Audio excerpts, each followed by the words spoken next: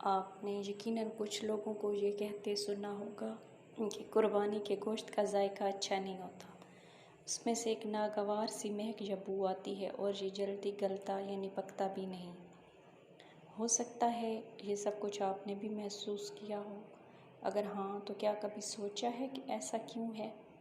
اگر غور کرنے کا وقت نہیں ملا تو ہم بتا دیتے ہیں کہ بے شک آپ نے بڑا مہنگا جانور خرید رکھا ہو، آپ کا جانور خوبصورتی میں بے مثال ہو، لیکن معذرت کے ساتھ آپ کو جانور ذبح کرنا یا کروانا نہیں آتا۔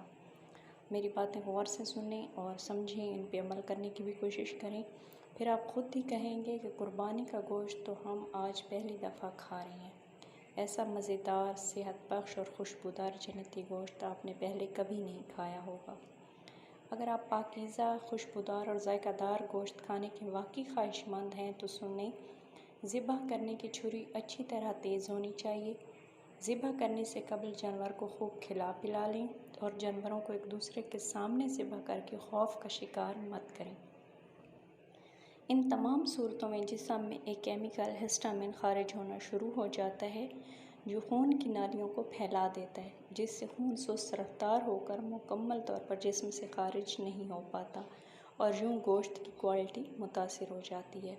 اور سب سے اہم بات جو آپ نے دھیان میں رکھنی ہے وہ یہ کہ ذبح کرنے والے کو کبھی بھی آپ نے حرام ماंس کو نہیں کاٹنے دینا، اگرچہ وہ 100 بہانے بنائے گا اور جانور کو جلدی ٹھنڈا کرنے کی اذیت سے نجات دلانے کے دعوے کرے گا، لیکن آپ نے سنی انسنی کر دینی ہے۔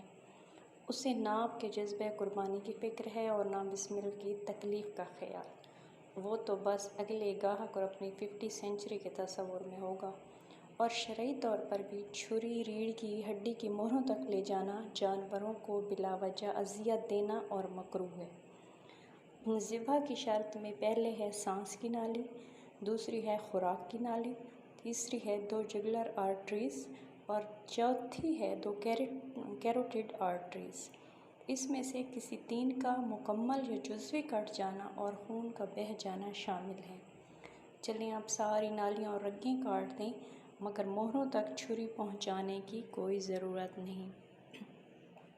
لیکن پھر بھی اگر کوئی حرام ماंس کو کاٹ دیتا ہے تو جسم کا تڑپنا یکدم رک جائے گا اور یوں گوشت میں موجود باریک رگوں سے خون خارج نہیں ہو پائے گا، جس کا نتیجہ گوشت کی خرابی اور ذائقے کی تباہی کی صورت میں نکلے گا۔ آخری بات، جانور کے تڑپنے کے ساتھ اس کی تکلیف کا کوئی تعلق نہیں۔ پہلے 2-3 سیکنڈز میں ہی جب سانس اور خون کی نالیاں کٹ جاتی ہیں تو اس کا دماغ بے حس ہو کر تکلیف محسوس کرنا بند کر دیتا ہے۔ تڑپنا اس کے پٹھوں کی غیر ارادی حرکات کی وجہ سے ہوتا ہے جو اس کے حرام مغز کے تحت ہوتی ہیں۔